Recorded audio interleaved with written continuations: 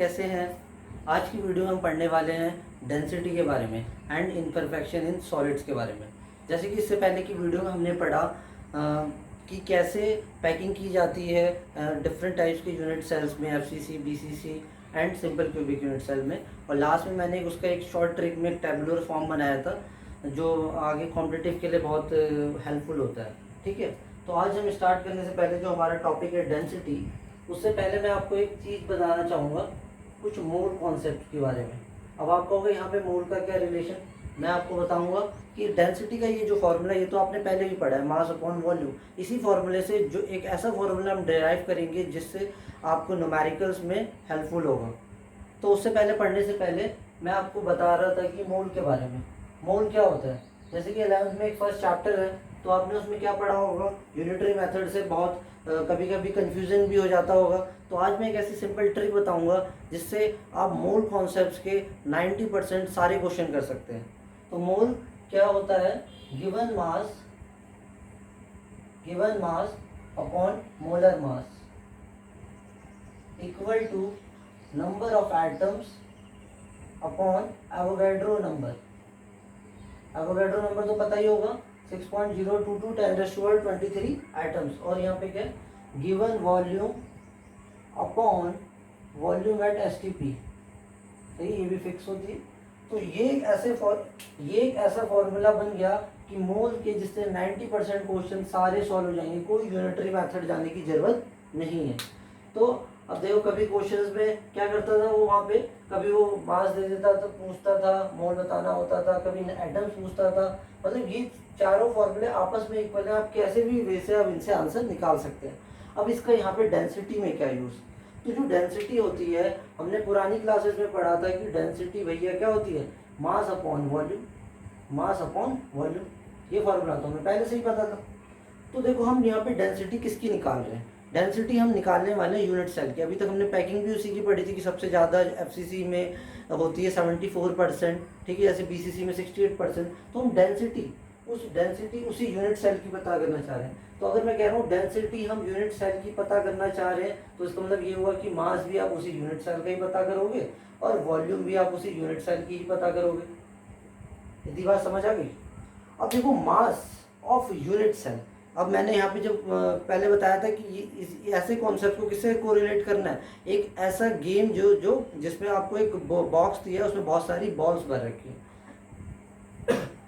तो mass of unit cell में अगर मैं बात करूँ, एक ऐसा मेरा बॉक्स है, वो मैंने आपको पहले बताया था कि बॉल्स बननी है, कितनी पैकिंग है।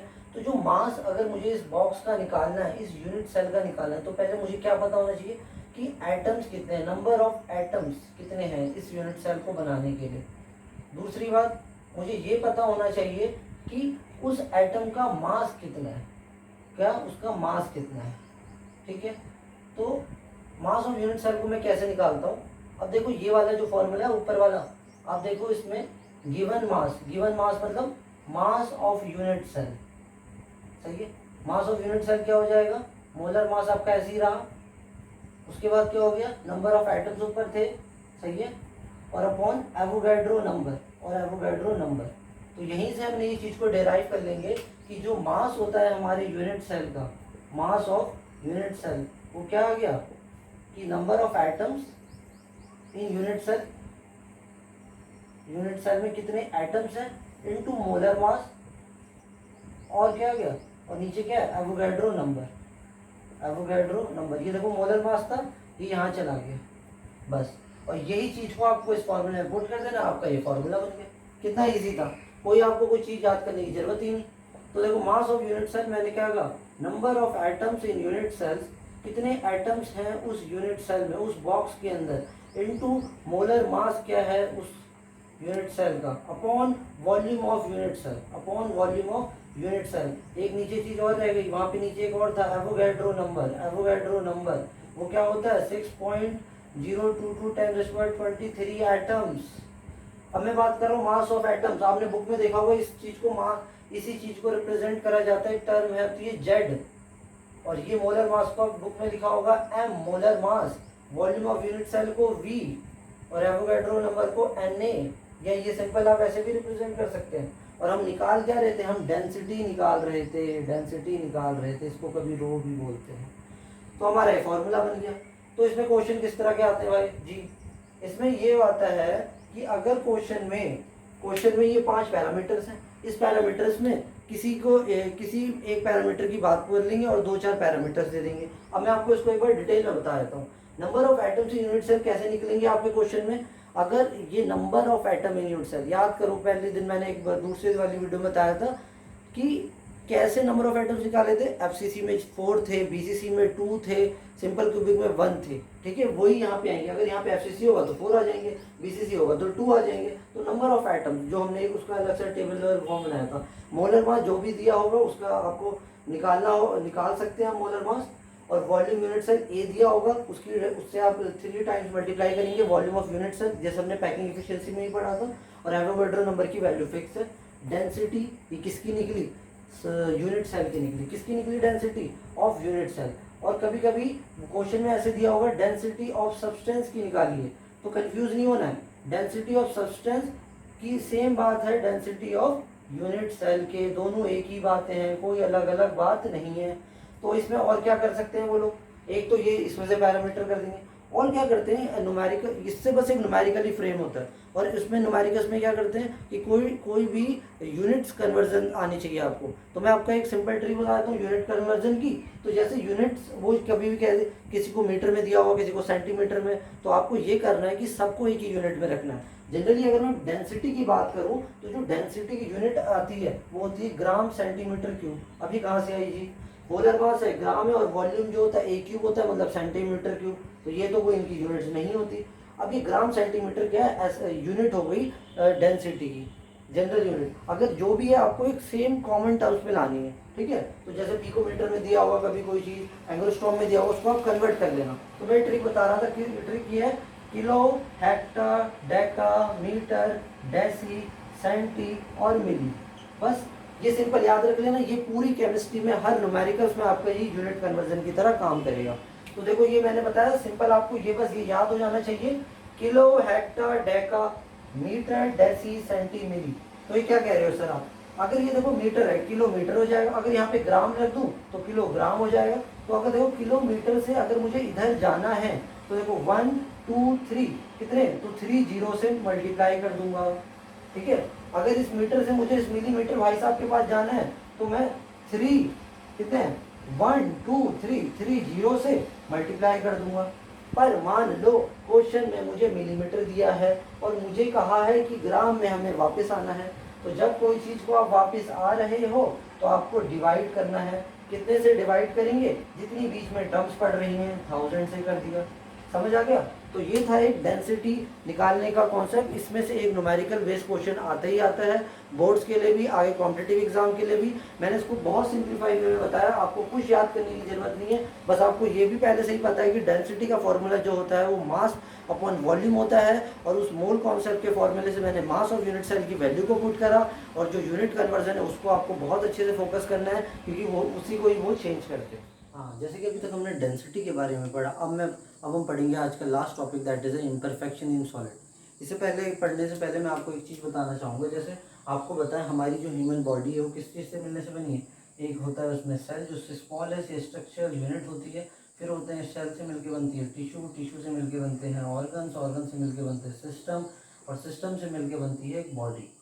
सही है। तो इसी तरह से ये जो हमारे जो हम जो पढ़ रहे हैं सॉलिड, इसमें क्या होता है, सबसे स्मॉलेस्ट हमने पढ़ा था यूनिट सेल। यूनिट सेल के मिलने से क्रिस्टल्स, और क्रिस्टल से मिलने से सॉलिड। तो सॉलिड जनरली क्या होते हैं, एग्रीगेट होते हैं स्मॉल स्मॉल क्रिस्टल से। तो क्या होता है, जब ये प्रोसेस हो रहा था, उस प्रोसेस को कहते हैं हम क्रिस्टलाइजेशन। इस प्रोसेस के समय जब टेम्परेचर आपने हाई दिया, लो दिया, कहीं ना कहीं डिफेक्ट कॉज हो गया।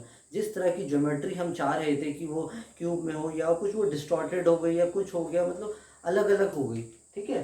तो जैसे डिफेक्ट, ये चीज़ समझ आई। तो आप इसको इस चीज़ से भी कोरिलेट कर सकते हैं। जैसे आपने गेम खेला होगा ये ग्लासेस वाला, कि हम एक के ऊपर एक ग्लासेस ऐसे करके रखते रहते हैं, और क्या होता है आखिरी में कोन शेप जैसी बन जाती है। सही है। पर मान लो अगर कोई चीज़ आपने यहाँ से एक हटा दी, सही है, या कोई भी नीचे से एक हटा दी, तो क्या होगा, पूरी इसकी सिमेट्री भी बिगड़ जाएगी और ये सब गिर जाएंगे। तो उसी तरीके से होता है कि इनकी सिमेट्री सब चीज़ चेंज हो जाती है। ठीक है। तो अभी तक हमने पढ़ा कि डिफेक्ट्स होते कैसे हैं, अब हम पढ़ेंगे डिफेक्ट कहते किसे हैं। डिफेक्ट या इम्परफेक्शन कहते हैं हम irregularities of arrangement of the constituent particle. मतलब इसका मतलब ये हुआ कि ये मेरा एक क्रिस्टल हो गया, इस क्रिस्टल में ये कंस्टिट्यूएंट पार्टिकल इस पैटर्न में अरेंज हो रहे थे, इस पैटर्न में अरेंज हो रहे थे, पर क्या हुआ जब इसमें डिफेक्ट आ गया, डिफेक्ट आने की वजह से ये वाली चीज़ यहाँ से हट के इधर कहीं शिफ्ट हो गई, ये क्रिस्टल थोड़ा इधर को हो गया, ये क्रिस्टल थोड़ा इधर को हो गया और ये कहीं इधर शिफ्ट हो गया और ये चीज़ खाली हो गई, शिफ्ट हो गए, टिल्ट हो गए, कुछ भी हो सकते हैं। तो जो इनका रेगुलर पैटर्न था कंस्टिट्यूएंट पार्टिकल्स का, जैसे हमने पढ़ा था ए बी सी वगैरह, ये सब ना होके कुछ और उसमें अलग चीज़ें आने लगी, इसी वजह से डिफेक्ट कॉज होते हैं। अब डिफेक्ट जनरली क्लासीफाई होते हैं टू टाइप्स के, एक होते हैं एटॉमिक इम्परफेक्शन, दूसरे होते हैं इलेक्ट्रॉनिक इम्परफेक्शन। जो एटॉमिक इम्परफेक्शन होते हैं कोई डेफिनेशन को याद नहीं करना, बस उसके टर्म से ही सब निकल जानी। एटॉमिक इम्परफेक्शन मतलब इर्रेगुलर अरेंजमेंट ऑफ एटम्स। दूसरे क्या है electronic imperfection, irregular arrangement of the electrons हो गए। अब मैं बात करता हूँ ये तीन टाइप में क्लासिफाइड होते हैं, एक होते हैं पॉइंट इम्परफेक्शन, दूसरे होते हैं लाइन इम्परफेक्शन, तीसरे होते हैं प्लेन इम्परफेक्शन। अब मैं बात करूँ पॉइंट इम्परफेक्शंस क्या होते हैं, ठीक है। तो पॉइंट ये तीन टाइप्स के आपको हैं। जनरली हम इलेक्ट्रॉनिक इम्परफेक्शन जो होता है ये हमारे सिलेबस में नहीं है, पर हमें पता होना चाहिए, पर मोस्टली जो क्वेश्चंस आते हैं इस वाले क्वेश्चन से आते हैं, तो मैं एक एक करके इसको आपको डिटेल में पढ़ाऊंगा। पहले मैं बात करूं प्लेन इम्परफेक्शन की। प्लेन इम्परफेक्शन मतलब डिस्प्लेसमेंट हो गया कोई प्लेन का, मतलब मान लो अगर वो जो क्रिस्टल बन रहा था, वो सॉलिड जो बनना चाहिए था एक्स वाई प्लेन में बनना चाहिए था, वो एक प्लेन को छोड़ के दूसरे प्लेन में चले गए, जिस वजह से उसको हम बोलते हैं प्लेन इम्परफेक्शन। सेकंड वाले होते हैं हमारे लाइन इम्परफेक्शन, मतलब डिसलोकेशन ऑफ लाइन। जैसे मैंने आपको यहाँ दिखाया कि वो ऐसे ऐसे सेम पैटर्न में अरेंज होनी चाहिए थी, पर वो ऐसे ना हो गए, ऐसे हो गई, डिसलोकेट हो गई, एक जगह से दूसरा अरेंजमेंट जो था शिफ्ट हो गया। तो दो तरीके से हो सकता है, या तो एज या स्क्रू।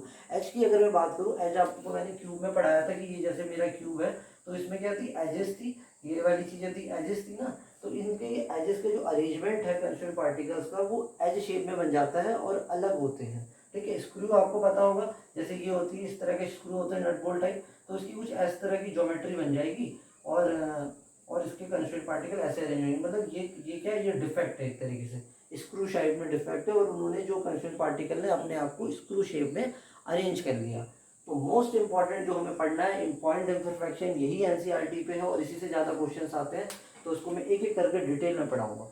ये तीन टाइप में डिवाइड होता है, पहला होता है स्टोइकियोमेट्री, दूसरा इम्प्योरिटी, तीसरा नॉन स्टोइकियोमेट्री। अब मैं पहली बात करता हूँ स्टोइकियोमेट्री क्या होते हैं। एक ऐसे डिफेक्ट जहाँ पे ratio of cation and A9 change ना हो, डिस्टर्ब ना हो, सही है, वो अपनी जगह रहे। तो जनरली वो चार तरह के कैटेगराइज होते हैं। पहला होता है वैकेंसी डिफेक्ट, दूसरा इंटरस्टिशियल, तीसरा फ्रैंकल और शॉर्ट के डिफेक्ट। ये लास्ट वाले टू तो बहुत इंपॉर्टेंट है, इसमें से कोई ना कोई क्वेश्चन आता ही है। तो अब मैं इन दोनों की बात करूं तो ये ऊपर वाले जो होते हैं नॉन आयनिक सॉलिड है, कैसे है, नॉन आयनिक सॉलिड है, और जो नीचे वाले की बात करूं ये क्या है मेरे, आयनिक सॉलिड है, ठीक है। अब मैं बात करता हूँ वैकेंसी डिफेक्ट कैसी होती है और क्या होती है। वैकेंसी जैसे आपने स्कूल्स वगैरह में पढ़ा हुआ है, कहीं पेपर में भी देखा होगा कि अरे इस जगह वैकेंसी आई है, स्कूल में वैकेंसी आई। वैकेंसी मतलब कोई खाली जगह, और वो खाली जगह यहाँ पे कैसे हो रही है, उसने अपनी जगह को छोड़ के वो चला गया। जैसे मान लो ये मेरा एक क्रिस्टल है, ये मेरा क्रिस्टल है, इस क्रिस्टल में क्या हुआ कि इसके जो मेरे कंस्टिट्यूएंट पार्टिकल्स थे, एटम्स थे, ये 1 2 3 4 1 2 3 1 2 और यहाँ 3, मतलब ये देखो यहाँ पे कहीं वैकेंट हो गया, ये चीज़ खाली हो गई है। तो ये जो वैकेंट स्पेस है, तो ये क्या कह रहा है, atom missing from a lattice side. Atom अपनी लैटिस साइड को छोड़ के, कहाँ, इन क्रिस्टल में एटम कहाँ से मिस हो रहा है, लैटिस साइड में, कहाँ, और ये लैटिस साइड कहाँ है, क्रिस्टल में। तो ऐसे डिफेक्ट को बोलते हैं हम वैकेंसी डिफेक्ट, ठीक है। दूसरे होते हैं इंटरस्टिशियल। इंटरस्टिशियल वर्ड जहाँ पे भी आएगा, इसका मतलब ये होता है जो मेरे एटम्स हैं, आयंस हैं, वो कहाँ है, कहीं इंटरस्टिशियल साइड में प्रेजेंट, मतलब वॉइड्स में प्रेजेंट। वॉइड्स किसे कहते हैं, एम्प्टी स्पेस। इससे पहले मैंने पढ़ाया था वॉइड्स तीन तरह के होते हैं, ट्राइंगुलर, ऑक्टाहेड्रल एंड टेट्राहेड्रल, ठीक है। तो वॉइड्स हम एम्प्टी स्पेस या होल्स को कहते हैं। तो यहाँ पे क्या रहा है कि एटम्स, मान लो ये थे, ये मेरे एटम्स थे, यहाँ पे ये यहाँ पे होने चाहिए थे ऐसे, ये स्ट्रक्चर ऐसे होना चाहिए था, पर ये ऐसे ना हो कि ये यहाँ कहीं चले गए, सही है। तो वो अपनी जगह को छोड़ के इंटरस्टिशियल साइड, वो वैकेंट साइड, वो स्पेसेस में चले गए। ये जो आप देख पा रहे हैं, ये वैकेंट साइड में चले गए। तो ऐसे साइड्स के ऐसे जो हमारे पर डिफेक्ट्स होते हैं, आप उन्हें क्या बोलते हो, इंटरस्टिशियल डिफेक्ट। और लास्ट की जो दो इंपॉर्टेंट है फ्रैंकल और शॉर्टकी डिफेक्ट, इसको मैं डिटेल में पढ़ाऊंगा कि ये दोनों होते हैं। शॉर्टकी और फ्रैंकल डिफेक्ट की मैं बात करता हूँ, इससे क्वेश्चन जरूर आता ही आता है। और कभी स्टेटमेंट में ऐसे क्वेश्चन दे देते हैं कि ये सेम नंबर है कैटायन एनायन है, ये इसका एग्जांपल है, 3-4 स्टेटमेंट में बताएंगे, पूछेंगे कि इसमें से ये किसका कौन है, फ्रैंकल डिफेक्ट है, ये शॉर्टकी डिफेक्ट है। तो देखो बहुत चीज़ें कंफ्यूज होती हैं, मैं आज आपको थोड़ा सिंप्लीफाई वे में बता दूंगा। तो देखो जैसे बोल रहे शॉर्ट की डिफेक्ट, इसको कैसे याद रखें, शॉर्ट की एस से ही आया शॉर्ट की और एस से ही आया एस, तो मतलब सेम नंबर के कैटायन एनायन जब मिसिंग हो जाएं अपनी लैटिस साइड के, उसी को बोलते हैं शॉर्ट की डिफेक्ट। इसको मैं आपको एक फिगर से बताता हूँ, ये देखो जैसे ये है, ये क्रिस्टल ले लिया NaCl, जैसे इसका एग्जाम्पल भी मैंने लिखा है Na+Cl ऐसे करके है। तो ये क्या हुआ कि Na+Cl, यहाँ Cl नेगेटिव, यहाँ Na पॉजिटिव, यहाँ Na पॉजिटिव, यहाँ Cl नेगेटिव, यहाँ Cl नेगेटिव, यहाँ Na पॉजिटिव और Cl नेगेटिव। तो ये तो हमारा नॉर्मल क्रिस्टल था। तो क्या हुआ, सेम नंबर के कैटायन, एक Na चला गया और एक कोई भी Cl चला गया, ठीक है। तो जब सेम नंबर के कैटायन और एनायन अपनी लैटिस साइड को छोड़ के चले जाएं, उसी डिफेक्ट को हम शॉर्ट की डिफेक्ट बोलते हैं। तो ये कभी भूलोगे तो नहीं, एस फॉर शॉर्ट की और एस फॉर सेम नंबर, और एस से ही आता है सिमिलर आता है, और एक वर्ड और आता है साइज। तो ये सब एस वाले जितने भी है ना, वो सब शॉर्ट की डिफेक्ट के हमें जहाँ पे भी टर्म्स मिलेगी, same number, similar number, size of positive and negative ion are almost equal, this all come under the Schottky defect. उसके बाद अगली चीज़ है कि जो ये ऐसे डिफेक्ट होते हैं, इनका कोऑर्डिनेशन नंबर बहुत ज़्यादा होता है, ठीक है। अब देखो मैंने बोला कि इनका साइज सिमिलर है, सिमिलर साइज हो के फायदा क्या होगा, अगर मान लो सिमिलर साइज के होंगे तभी ये क्या कहते हैं इजीली चले जाएंगे, अगर मतलब अलग अलग ज़्यादा साइज के होंगे तो जा ही नहीं पाएगा, है नहीं। तो मान लो जैसे कैटायन है, कैटायन ये है नेगेटिव, इसके अराउंड क्या है पॉजिटिव चार्ज से अट्रैक्ट है, ये चीज़ इजीली रिमूव हो जाएगी, सिमिलर चार्ज है निकल जाएंगे, है नहीं। अब बात करते हैं इसके एग्जांपल NaCl और KCl। लास्ट में जो हम इसमें पढ़ना है that is a Frenkel defect. Frenkel defect ऐसे डिफेक्ट होते हैं जहाँ पे वो जो कैटायन होता है, जैसे मैं इसका एक फिगर और बता देता हूँ, मतलब यही चीज़ें देख लो, यहाँ पे क्या है Na पॉजिटिव हो गया, यहाँ पे Cl नेगेटिव था। तो कोई भी कैटायन है, मान लो एक कोई भी कैटायन हो गया, अलग से बनाए थे, यहाँ प्लस है, यहाँ नेगेटिव है, प्लस है, नेगेटिव है, प्लस नेगेटिव ऐसे करके है ना। तो ये वाली चीज़ समझ लो वैकेंट हो गई, और ये वाला जो यहाँ पे होना चाहिए था प्लस, मतलब एक कैटायन होना चाहिए था, ये कैटायन यहाँ पे ना होके ये खाली जगह, इसको ये यहाँ पे आ गया, ये इस जगह पे आ गया, देख पा रहे हैं। तो फ्रैंकल डिफेक्ट ये होता है जब आयन अपनी लैटिस साइड को छोड़ के कहीं इंटरस्टिशियल साइड पे ऑक्यूपाई कर लेता है, उसी को हम फ्रैंकल डिफेक्ट बोलते हैं। और वो किस में होता है, जिनका कोऑर्डिनेशन नंबर बहुत कम होता है। तीसरी चीज़, जो साइज यहाँ पे पॉजिटिव और नेगेटिव आयंस की है वो काफ़ी ज़्यादा होती है, मतलब लार्ज डिफरेंस होता है। ऐसा क्यों, क्योंकि देखो जो कैटायन है वो हमेशा भी, पहली बात तो छोटा साइज का होता है, और छोटा साइज का होगा तभी तो वो इंडस्ट्रियल साइड में ही क्या होगा, रह जाएगा, और यहाँ पे नहीं रह पाता है, ठीक है। मतलब ये तभी रह पाएगा जब लार्ज डिफरेंस होगा, और एनायन तो यहीं अपनी जगह पे ही रहेंगे। और ये किसके एग्जाम्पल्स हैं, ZnS और AgCl, ये है फ्रैंकल डिफेक्ट के एग्जाम्पल। इसमें सबसे इंपॉर्टेंट पॉइंट एक और मैं बता देता हूँ कि जो डेंसिटी होती है शॉर्ट की डिफेक्ट की, वो हर हमेशा क्या हो जाती है, डिक्रीज हो जाती है। ऐसा क्यों होता है, आपको पता है डेंसिटी का फॉर्मूला मास बाय वॉल्यूम होता है। अब देखो यहाँ सेम नंबर के कैटायन एटायन जब जा रहे थे तो वो चीज़ हो गई कम, मास अगर कम हुआ तो डेंसिटी भी क्या हो जाएगी, कम। और यहाँ पे क्या होता है, डेंसिटी जो होती है मेरी क्या होती है, डेंसिटी जो होती है मेरी यहाँ पे सेम होती है। क्यों, क्योंकि कैटायन जो है वो भैया उस क्रिस्टल के अंदर ही तो है, कहीं बाहर तो गया नहीं। तो ये हमने पढ़ा शॉर्ट की और फ्रैंकल डिफेक्ट। जनरली ये एक ऐसे डिफेक्ट्स हैं जब अराइज होते हैं जब कोई आप इसमें बाहर से कोई एडिशनल इम्प्योरिटीज़ को ऐड कर देते हो। तो मैं आपको इसको एक फिगर से बताता हूँ कि क्या कहना चाह रहा है। जैसे ये एक मेरा एक क्रिस्टल है, ठीक है। तो इसमें आप ये देखो, ये Na पॉजिटिव, ये Cl negative, Na positive, Cl negative, ठीक हो गया। तो अब इसको ऐसे देखो, Cl negative, Na positive, Cl negative, फिर Na positive, Cl negative, Na positive, Cl negative, Na positive, Cl negative, और लास्ट में एक बन गई Cl। ये नॉर्मल एक क्रिस्टल है, सही है। अब हमने इसमें क्या किया कि हमारे ये जो आपको दिख रहे हैं दो सोडियम्स के आयंस, मतलब हमने क्या किया, NaCl का एक क्रिस्टल था, NaCl का क्या था, क्रिस्टल था, इसमें मैंने बाहर से कोई एडिशनल इम्प्योरिटी को ऐड कर दिया, जैसे आप SrCl2 ले लो या MgCl2 ले लो, ठीक है।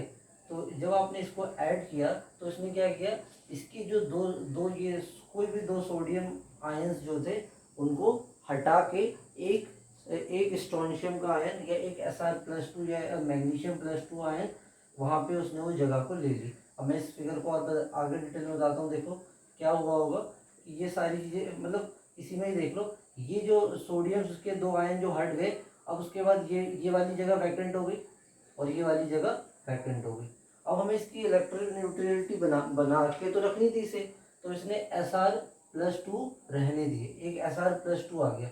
हम इसने लूज कितने करे, दो पॉजिटिव के सोडियम के आयंस दो और Sr2 का 1, मतलब दो सोडियम पॉजिटिव आयन को हटाने के लिए एक Sr2+ या मैग्नीशियम+2 आयन की जरूरत पड़ी। तो हमने क्या सीखा कि इम्प्योरिटी डिफेक्ट क्या होते हैं, कि एक हमारा जो क्रिस्टल है उसमें कोई एडिशनल इम्प्योरिटीज ऐड करते हैं जिसके वजह से ये डिफेक्ट अराइज होते हैं। तो मैंने यहाँ पे लिखा भी है कि ईच Sr+2, एक उसने एक ने रिप्लेस करके कहते हैं 2 Na पॉजिटिव को आयंस को के बदले लिखा, ठीक है। उसके बाद जब ये सब चीज हो जाता है तो हमें आखिर में क्या दिख रहा है, इसमें क्रिस्टल में दिख रहा है कि एक जगह तो उसने ऑक्यूपाई कर ली, occupy the side of one है, अदर साइड रिमेन वैकेंट, और दूसरी साइड उसकी वैकेंट रहेगी, ठीक है। तो ये जो थे डिफेक्ट, ये थे इम्प्योरिटी डिफेक्ट। अब हम नेक्स्ट टाइप के डिफेक्ट पढ़ते हैं, that is a non stoichiometric defect. तो नॉन स्टोइकियोमेट्रिक डिफेक्ट क्या होते हैं, पहले वो एक ऐसे डिफेक्ट होते हैं जहाँ पे रेशियो कैटायन और एनायन का डिस्टर्ब हो जाता है।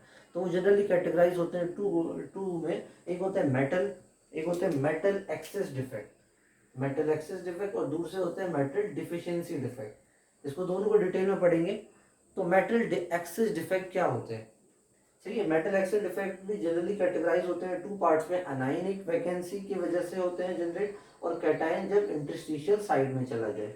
तो आपको मैं एक एक करके इसको डिटेल में बताता हूँ।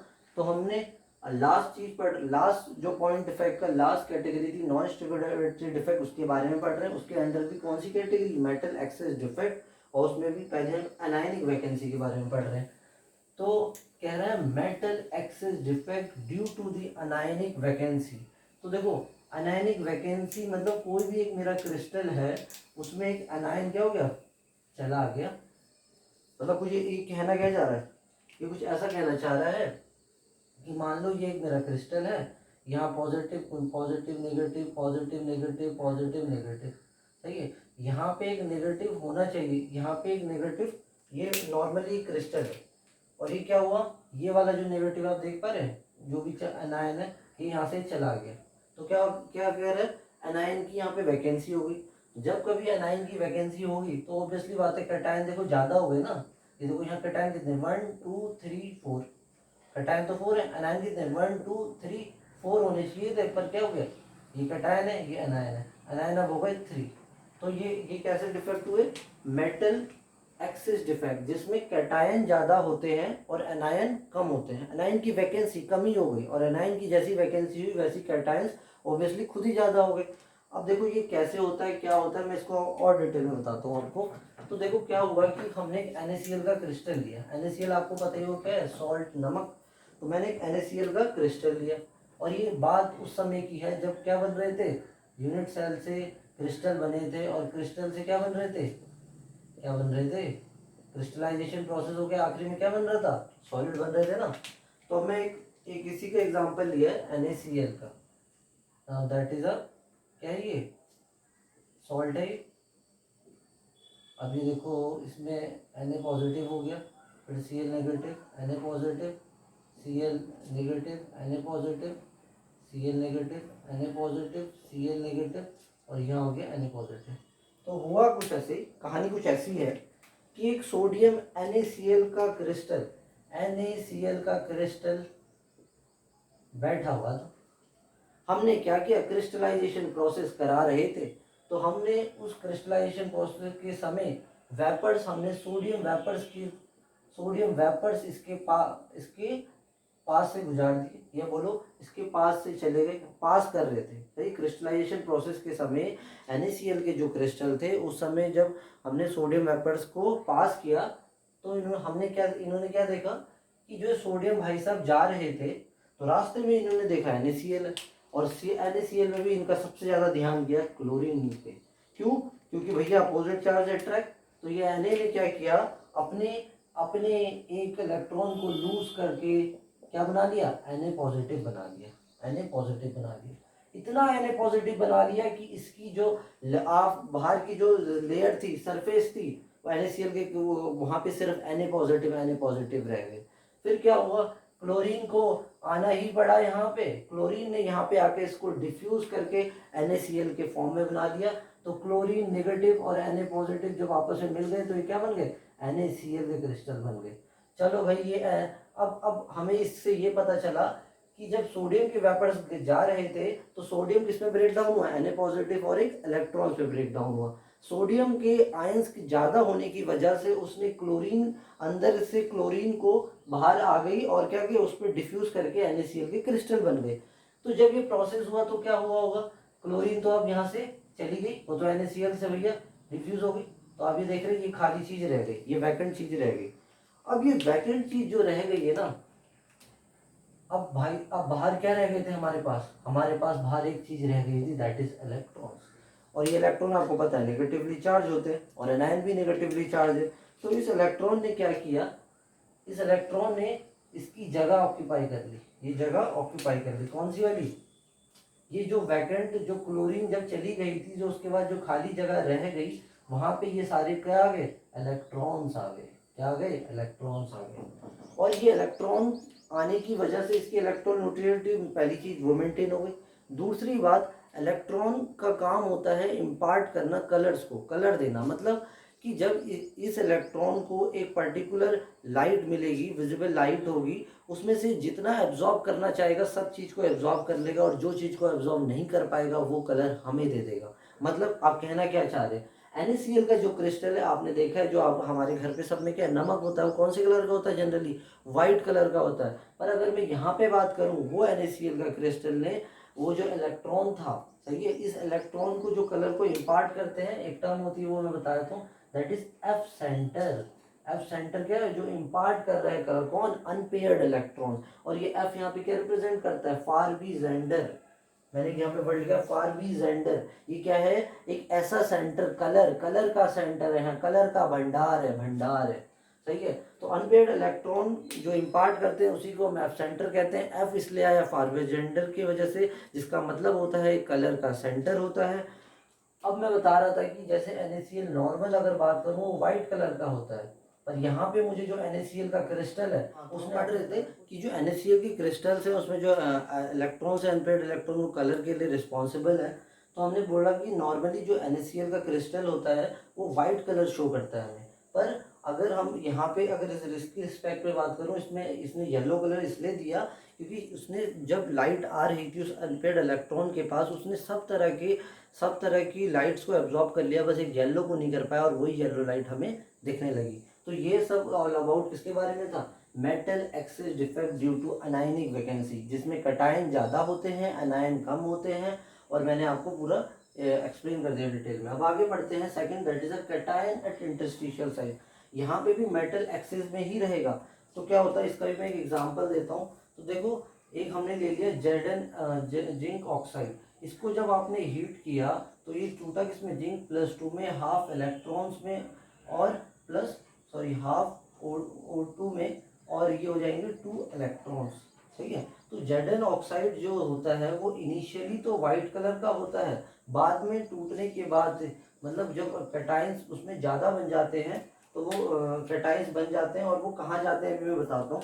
तो देखो एक इसमें भी मैं एक सिंपल एक फिगर बताता हूँ कि ये देखो एक क्रिस्टल है, इसमें Zn और ऑक्साइड के बहुत सारी चीज़ें पड़ी थी। पर क्या हुआ, जैसे ये हीट करा मैंने इस क्रिस्टल को, Zn और ऑक्साइड कैसे क्रिस्टल है, ठीक है, Zn और ऑक्साइड कैसे क्रिस्टल बने हुए।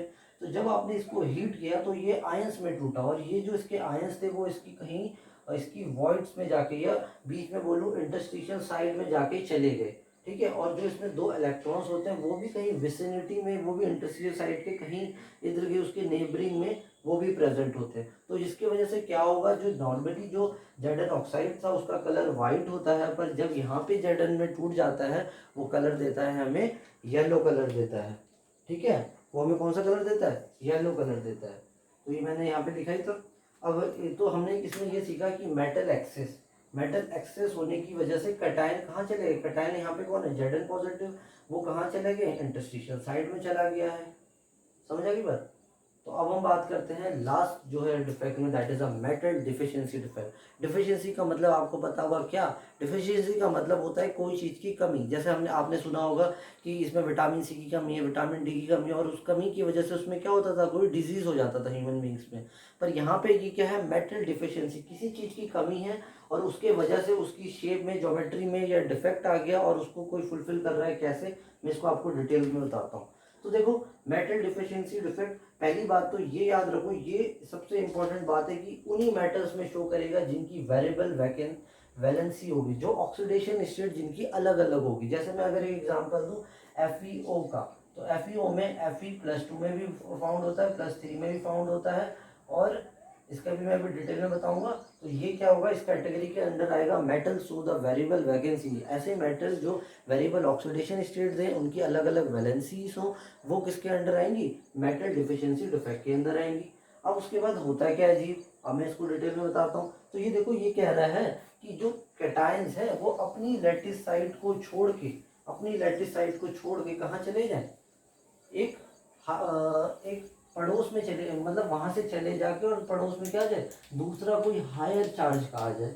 ठीक है, तो मैं इसको आपको एक फिगर से बताता हूँ तो ये आपको और इजीली समझ आ जाएगा। तो ये देखो, ये एक मेरा एक क्रिस्टल है। इस क्रिस्टल में हमने क्या देखते हैं कि ये मान लो A पॉजिटिव है, ये B नेगेटिव है, A पॉजिटिव है, B नेगेटिव है, B negative, A positive, B negative, ऐसे करके यहाँ पे कुछ आप वैकेंट छोड़ दो, यहाँ पे आपने वैकेंट छोड़ दिया। ठीक है, हाँ, वैकेंट छोड़ दिया, फिर ये हो जाएगा B नेगेटिव A+2, फिर हो जाएगा B नेगेटिव A+ और B नेगेटिव, ऐसे करके सेम ये पैटर्न चलता रहेगा। तो हम क्या देखते हैं कि ये जो कैटायन था यहाँ पे, पहले यहाँ पे होना है, पहले मैं इसको डिटेल में ये बताता हूँ कि यहाँ पे था A+, क्या था, A+ था। तो आप ये देखो, ये नॉर्मल है कि ऐसे क्रिस्टल है, तो ये ऐसे पहले क्रिस्टल था, इसमें क्या हुआ, जब आपने हीट किया, कुछ भी किया, तो इसमें डिफिशियंसी हुई, कमी हो गई, तो ये A+ यहाँ से चला गया, कमी हो गई। इस कैटायन ने अपनी लैटिस साइड को छोड़ दिया, और उसके बाद ये कैटायन कहाँ चला गया, बाहर, मतलब पड़ोस वाले के पास या एडजेसेंट वाले के पास जाके उसको डबल कर दिया। मतलब presence of cation of higher charge in the adjacent lattice side, जो यहाँ पे कैटायन प्रेजेंट था वो जगह खाली हो जाती है, और जो उसके एडजेसेंट वाला जो है उसमें चार्ज हायर हो जाता है कंपैरिजन टू जो पहले वाले से था। तो आप यहाँ पे देख पा रहे हैं, जो फाइनली आपको रिजल्ट मिल रहा है, कोई चीज़ की आपको ऐसा लग रहा है वैकेंट है, कमी है, डिफिशियंसी है, तो यही क्या है, मेटल डिफिशियंसी डिफेक्ट हो गए। तो कभी कभी ऐसे क्वेश्चंस आते हैं कि जब कभी ना ये आयरन ऑक्साइड, वैसे तो हमें पता ही होता है इसका एग्जांपल, पर कभी जैसे Fe0.9 है, 0 लिखा है, Fe0.96 है, ठीक है, तो ये चीज़ है। तो अब अगर आपसे कहा कि ये बताओ ये कौन से डिफेक्ट का एग्जाम्पल है, तो आप सिंपल से ये देखो, यहाँ पे ऑक्सीजन के आगे कुछ नहीं है, तो मतलब ये 1 हो गया, और ये और आयरन का मतलब 0.96 है, यहाँ पे 0.95, इसका मतलब ये जो 1 है ये ऑक्सीजन का 1 है और आयरन का 0, इसमें कमी है ना, ये दोनों अगर 1 होते तो इक्वल होता। तो जब कभी कमी आ जा रही है कुछ किसी चीज़ की, तो उसमें वो किसके अंडर आ जाएंगे, मेटल डिफिशियंसी डिफेक्ट की वजह से। अगर आपको ये भी समझना है तो मैं इसको और डिटेल में बताता हूँ। Fe+2 Fe3 में ये हुआ कि मान लो एक क्रिस्टल था, उसमें Fe+ और Fe+O ऐसे करके Fe+2 ऐसे करके बहुत सारे क्रिस्टल थे। तो क्या हुआ कि मान लो 3 आपके Fe+2 के चले गए, और जिसकी वजह से 2 आपको Fe+3 के ले आए आप उसके बदले। कैसे, देखो Fe+2 में चार्ज कितना है, 2 है, अगर 3 हो गए तो कितने हो गए, 6, मान लो 6 चार्ज हो गए। यहाँ पे कितने, अगर आप 2 ले आओगे, इन 3 के बदले में अगर आप 2 Fe+3 के चार्जेस आपने रख दिए, तो कितने हो गए, ये भी 6 आ रहे हैं टोटल। तो बस एक चीज़ वैकेंट हो जाएगी, और वो जो वैकेंट हो जाएगी जिसके, इसी को हम क्या बोलते हैं, मेटल डिफिशिएंसी डिफेक्ट बोलते हैं। इसी के साथ हमारा डिफेक्ट्स टॉपिक कंप्लीट हुआ। और thank you for watching it.